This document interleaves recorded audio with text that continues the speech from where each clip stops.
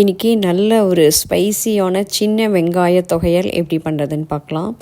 ஒரு 1/4 கிலோ வெங்காயம் எடுத்து உரித்து வச்சுருக்கேன். ஒரு கடாயில் 1 டேபிள் ஸ்பூன் அளவுக்கு கடலெண்ணெய் ஊற்றிட்டு சின்ன வெங்காயத்தை போட்டு நல்லா கலர் சேஞ்ச் ஆகிற அளவுக்கு வதக்கிக்கலாம். வதங்கும் போதே தேவையான அளவு கல் உப்பும் ஒரு சின்ன லெமன் சைஸ் புளி அதை நல்லா கொஞ்சம் பிச்சு போட்டுக்கோங்க.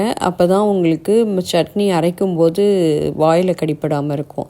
இப்போ வெங்காயம் நல்லா வதங்கிடுச்சு. இதோட ஒரு 1.5 டீஸ்பூன் அளவுக்கு சிகப்பு மிளகாய்த்தூள் போட்டுக்கலாம்.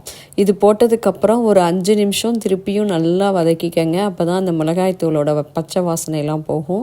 இப்போ நல்லா வதங்கிடுச்சு. அப்படியே ஒரு 10 நிமிஷம் நல்லா ஆறினத்துக்கு அப்புறமா மிக்ஸி ஜாரில் ட்ரான்ஸ்ஃபர் பண்ணிக்கலாம். இப்போ இதை க்ளோஸ் பண்ணி நீங்கள் பல்ஸ் மோடில் போடுங்க மிக்ஸியை. அப்போ தான் நம்ம அம்மியில் அரைக்கிற மாதிரி கொஞ்சம் திப்பியாக ரொம்பவே நல்லாயிருக்கும் சட்னி.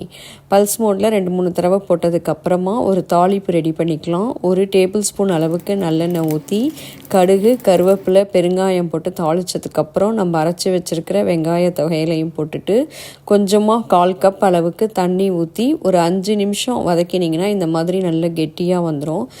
இந்த மாதிரி நீங்கள் வதக்கி வைக்கும்போது ஒரு 1 வீக் வரைக்கும் அந்த சட்னி கெடாமையே இருக்கும். நம்ம ட்ராவலுக்கெலாம் எடுத்துகிட்டு போகிறதுக்கும் ரொம்ப ஈஸியாக இருக்கும். சூடான சாதத்தில் இந்த தொகையில் போட்டு நல்லெண்ணெய் ஊற்றி வெறும் அப்பளம் வச்சு சாப்பிட்டிங்கனாலே சூப்பரான ஒரு லஞ்ச் மெனு ரெடி ஆகிடும். இது கர்ட் ரைஸ், இட்லி, தோசை, சப்பாத்திக்கு செம்ம சைட் டிஷ்ஷாகவும் இருக்கும். கண்டிப்பாக உங்கள் வீட்டில் ட்ரை பண்ணி பார்த்துட்டு கமெண்ட் பண்ணுங்கள். எங்கள் சேனலை சப்ஸ்கிரைப் பண்ண மறந்துடாதீங்க. தேங்க்யூ.